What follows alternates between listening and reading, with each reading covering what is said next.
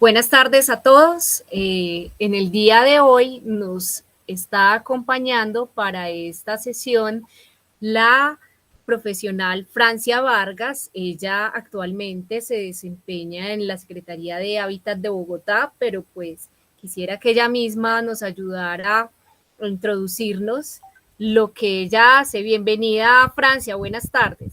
Hola, buenas tardes a todos. Bueno, mi nombre es Francia Elena Vargas. Trabajo actualmente en la Secretaría de Hábitat. Hasta hace poco estaba en el Ministerio de Vivienda y Ciudad y Territorio en un grupo que se llama Gerencia Urbana de la Dirección de Espacio Urbano y Territorial, el cual pues esperamos retomar labores el otro año. Eh, También he tenido una trayectoria de bastantes años trabajando en Catastro Bogotá y en el Departamento Administrativo Nacional de Estadística, DAN. Casi que toda mi experiencia se ha reducido en leer información, en leer los datos, en hacer un uso de esa información, que creo que es útil para los procesos pues, de ordenamiento territorial, para procesos de actualización catastral, y que no serían nada si no hubiesen alguien que estuviera detrás recopilando cada dato para transformarlo y volverlo pues información.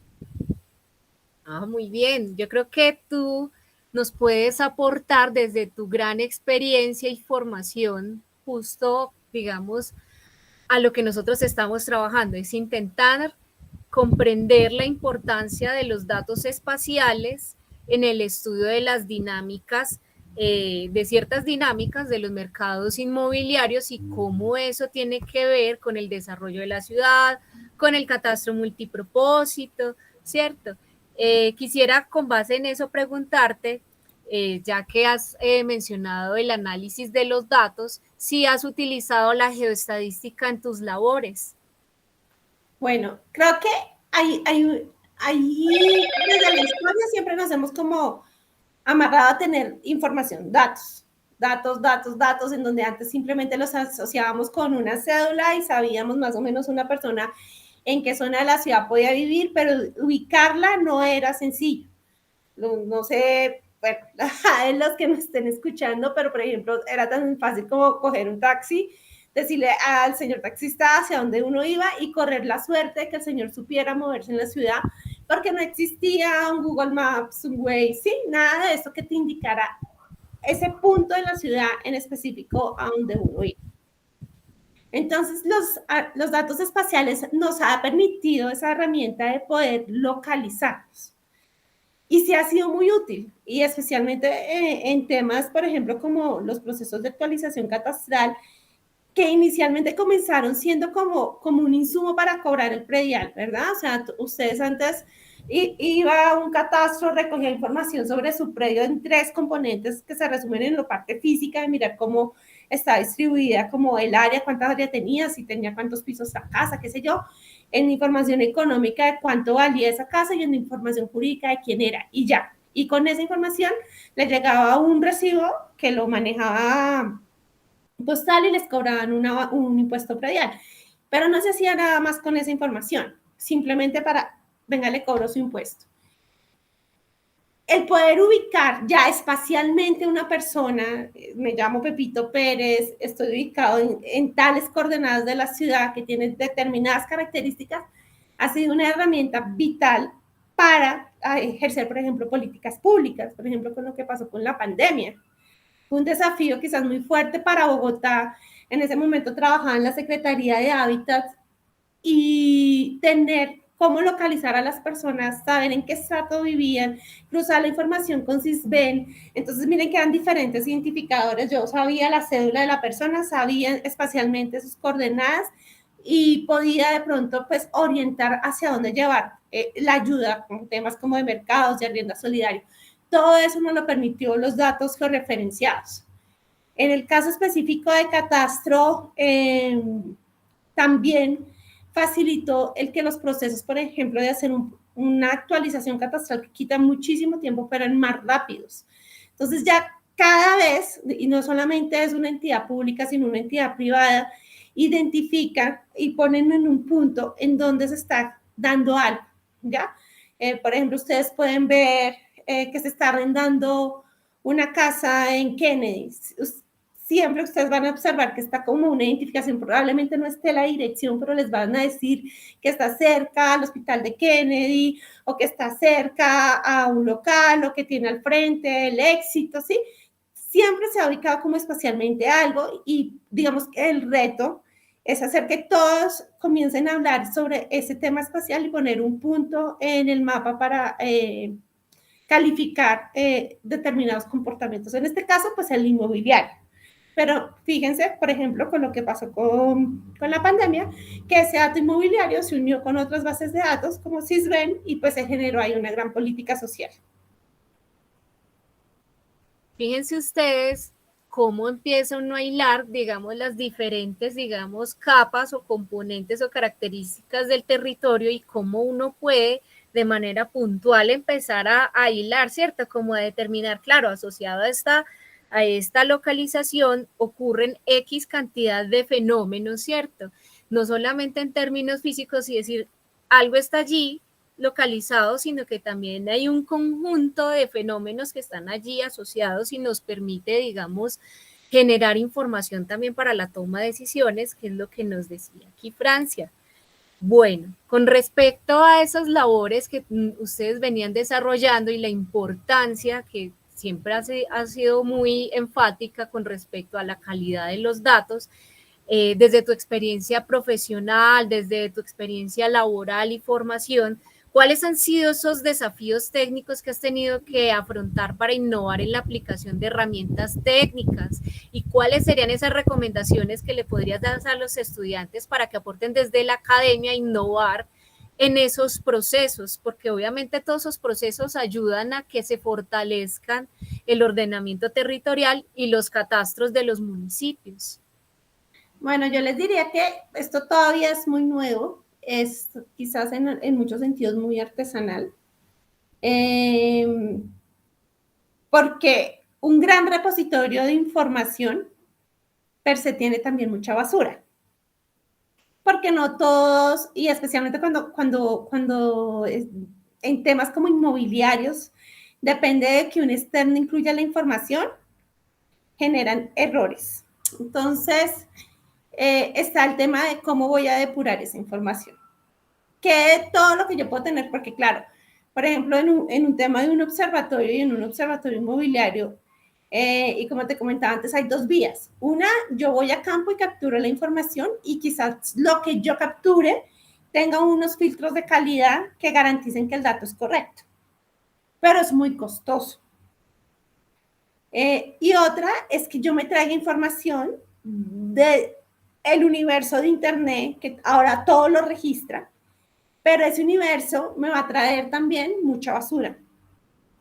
Entonces, ¿qué nos pasaba a nosotros? Nosotros podíamos, cuando estaba en catastro distrital, en el componente económico, cuando buscamos buscar mucha información del mercado inmobiliario para saber cuáles eran los precios de los inmuebles en determinadas zonas de la ciudad, ¿qué sucedía? Podía yo tener 300.000 datos, porque los conseguí de mi trabajo de campo, los conseguí en mis fuentes secundarias, porque yo puedo hacer convenios con inmobiliarias, puedo mirar de información de avalúos, de diferentes cosas, y puedo tener 300.000 datos y de esos 300.000 me pueden servir solamente 40.000 datos.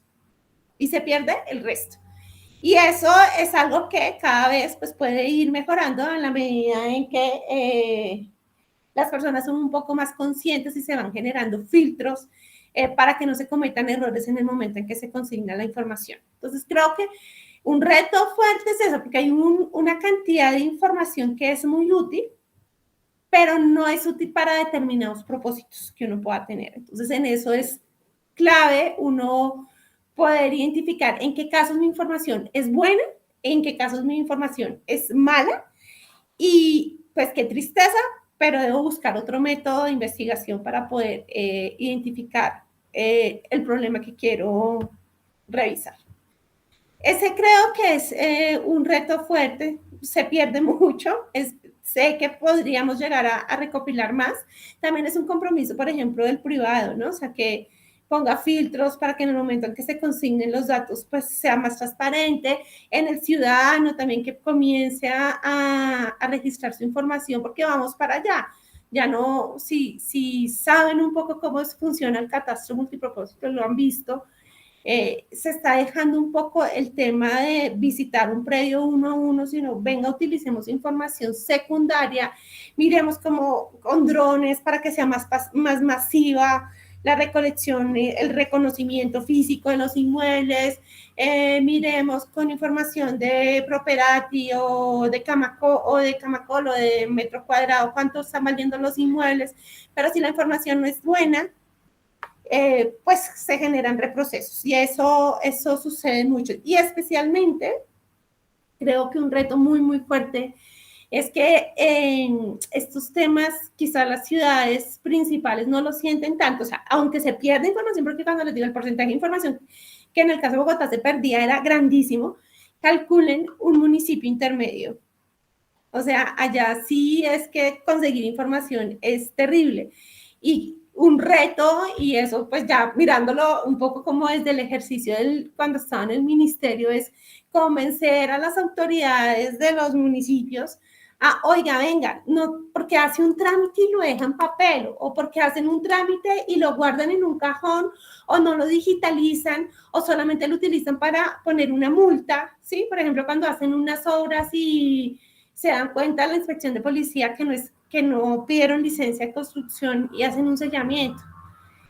Eso serviría no solamente para saber que el señor hizo una obra de manera ilegal, sino que además se está generando una necesidad de por qué en esa zona se está construyendo en altura, por ejemplo, o si esas zonas están construyendo para venta, para arriendo, para sí, o sea, o se está volviendo comercio, o sea, como que quitarse uno de ver, y que era lo que y pasa mucho, de pensar que un dato sirve solamente para un objetivo. Un dato puede tener diferentes objetivos, para unos puede ser útil y para otros simplemente pues debemos desecharlo. Entonces es como tener ese criterio para qué es bueno y para qué es malo. Ese es quizás uno de los principales retos que yo creo que existe. Además porque no hay información, ¿no? Si ustedes entran al DANE, ustedes encuentran información de Bogotá, Cali, Medellín, Pereira, Armenia, Cartagena, Barranquilla, vaya, busquen información de un municipio pequeño. No la hay. Sí, es, digamos, el desafío que tienen los municipios y las regiones de poder hacer una implementación exitosa del catastro multipropósito y de los procesos asociados. De alguna manera, yo pienso que sí es importante y es fundamental contar con un observatorio inmobiliario que sea capaz como de absorber o de caracterizar, digamos, las dinámicas que tiene no solamente física, sino también en el componente económico del municipio. Y uno de los problemas fundamentales, y eso lo hablábamos con los diferentes expertos, sobre todo es por el tema de la informalidad, o bueno, digamos que eso sería como tratarlo de un término despectivo, sino como unos mercados alternativos de tierra, ¿cierto? Donde posiblemente la dinámica inmobiliaria que nosotros usualmente registramos en los observatorios inmobiliarios hace referencia a esas ofertas que están publicadas, que son de conocimiento público, por decirlo así, que son de masiva difusión. Sin embargo, hay otros mercados que se mueven al interior de los barrios de autoconstrucción, ¿cierto? Son unas dinámicas o son unos mercados que tienen otra manera de difusión, es más el voz a voz, es de que la vecina me está arrendando o que yo le arrendo a mi familiar o lo cosas ponen en aviso en una panadería. Exactamente. Entonces, ahí es también el criterio de cuando monten un observatorio, pues digamos, bueno, no sé si lo sepan, pero ¿cómo funciona el tema? Los municipios que son gestores catastrales tienen que tener un observatorio inmobiliario. O sea, sí o sí, lo tienen que tener. Es el tema de saber eso que tú estás diciendo. ¿A dónde puedo yo? Si tengo, además porque hay una vaina que es que tú los recursos son limitados, ¿no? O sea, uno feliz recorriendo toda la ciudad, pero de pronto tienen que jugar un poco como, ¿en dónde tengo información secundaria? Bueno, yo tengo información secundaria en la ciudad formal, en los estratos altos de la ciudad. Y tengo información, pero no, esa información no la tengo en los estratos 1 y 2, porque allá está lo que tú estás diciendo, el voz a voz, o porque ponen los avisos en la panadería. Bueno, entonces los recursos económicos que yo tengo los debería destinar a fortalecer un poco la captura de información de esas zonas de la ciudad que no son tan transparentes o claras en su mercado. Sí, yo creo que eso es como una gran preocupación y creo que también, creo que sería una propuesta también desde la academia, cómo generar de manera metodológica, ¿cierto? Una alternativa para poder caracterizar estos mercados alternativos de tierras.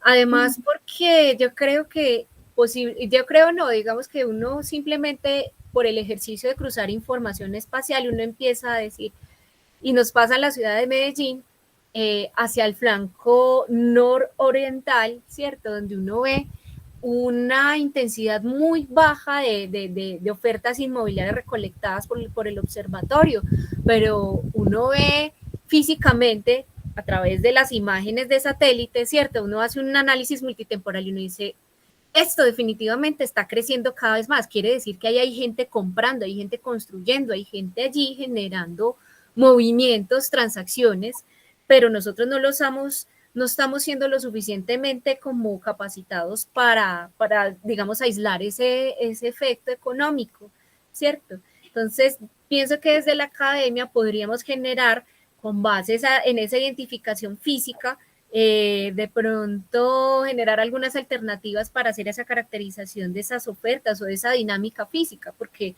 de alguna manera lo que nos brinda el Observatorio Inmobiliario Catastral es alertar a los municipios hacia dónde se está generando digamos, ese gran cúmulo de transacciones inmobiliarias para decir, claro, allí hay que hacer incorporaciones, claro, hacia allí es donde está atendiendo el desarrollo físico del municipio. Pero ¿qué pasa con esos mercados donde, primero, no solamente son solo voz a voz, sino que posiblemente son zonas en las periferias de la ciudad donde posiblemente tengan problemas, ¿cierto? Por ejemplo, son zonas de alto riesgo no mitigable, son zonas donde posiblemente el municipio no sea capaz, digamos, de atender de una manera muy asertiva cuando haya una calamidad, ¿cierto? Ha pasado recientemente por cuenta de este invierno, la cuantificación, digamos, como de víctimas o de familias damnificadas o de pérdidas materiales cada vez se vuelve mucho más compleja, ¿cierto? Porque definitivamente tenemos que empezar a refinar digamos, esas herramientas de captura de la información, que es lo que tú mencionas. Otra cosa que también quisiera como que de pronto por parte de lo que tú has trabajado en estos temas de caracterización de valores, también de la caracterización de los mercados de tierra, ¿cuál sería la recomendación que tú le harías a los estudiantes con respecto a abordar estos temas? ¿Cuáles temas de pronto se están quedando como en el tintero? ¿Cuál sería la necesidad que tienen las entidades estatales, ¿cierto? Digamos, partiendo desde el principio de que la academia debería cumplir un papel disruptivo, ¿cierto? De generar esas alternativas tanto a los entes privados como al Estado para poder, digamos, refinar sus procesos, optimizar, digamos, esos recursos que tú haces mención para cubrir áreas, etcétera. Bueno, pues yo le diría a los estudiantes que finalmente van a terminar siendo los profesionales y los que estarán ahí siendo los técnicos que buscarán las entidades a contratar. Entonces, como futuros personas profesionales que trabajarían por su municipio, les diría que lo mismo, que usen la información para diferentes aspectos, que no solamente la cierren a una visión. Hay muchas formas de usar la información del mercado inmobiliario para temas catastrales, para realizar avalúos, para hacer uso de la información para captura de valor del suelo, vía plusvalía, valorización, avalúos para enajenación, o sea, hay para generar políticas públicas. Entonces, hay un montón de herramientas en eso. Y es como afinar un poco, quizás desde la academia, qué tipo de información es útil para qué. ¿Sí?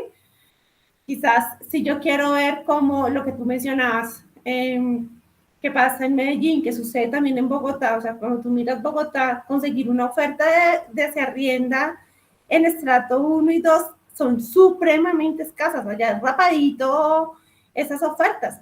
Y muchas veces esos temas de autoconstrucción que uno ve es porque es la misma familia que le está construyendo el piso a un hijo, al otro hijo, pero ni siquiera están ofertándolos. Entonces, comprender un poco cómo es ese mercado. Y la academia yo creo que haría un papel muy, muy importante y es como observatorio.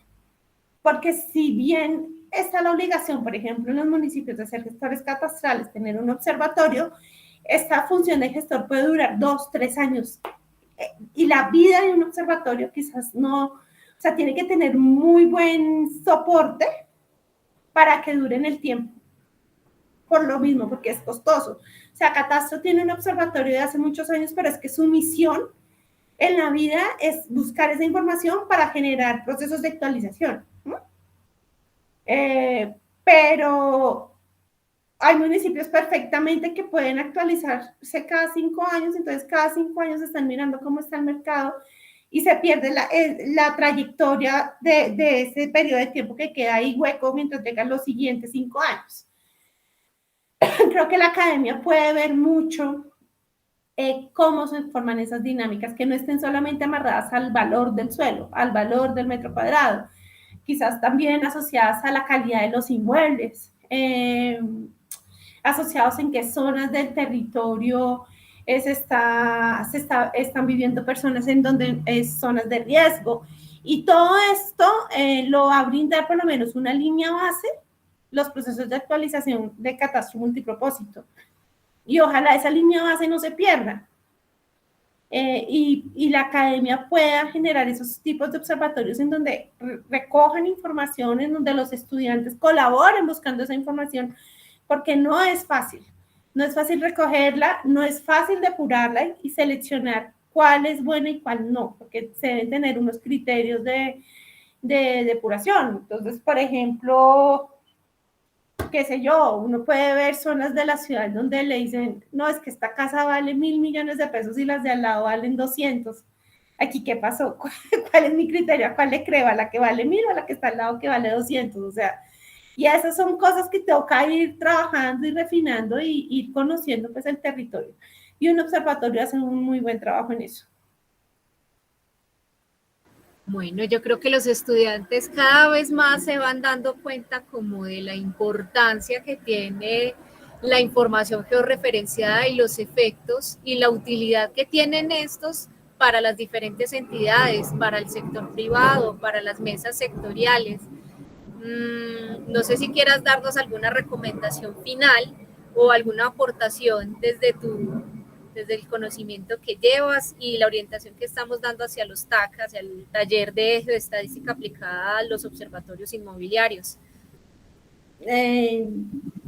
No, básicamente lo que ya les mencioné, que aprendan, espero en este curso que están haciendo también como a leer los datos, a comprenderlos, a analizarlos, a mirar qué pasa, qué explica un fenómeno. El que sean y pueda uno colocar un punto y que referenciar da mucha idea de comprender aún mejor todas estas coyunturas sociales que pueden darse.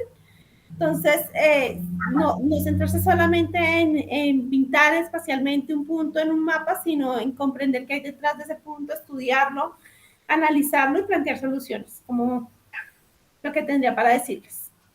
Muchísimas gracias, Francia. Listo.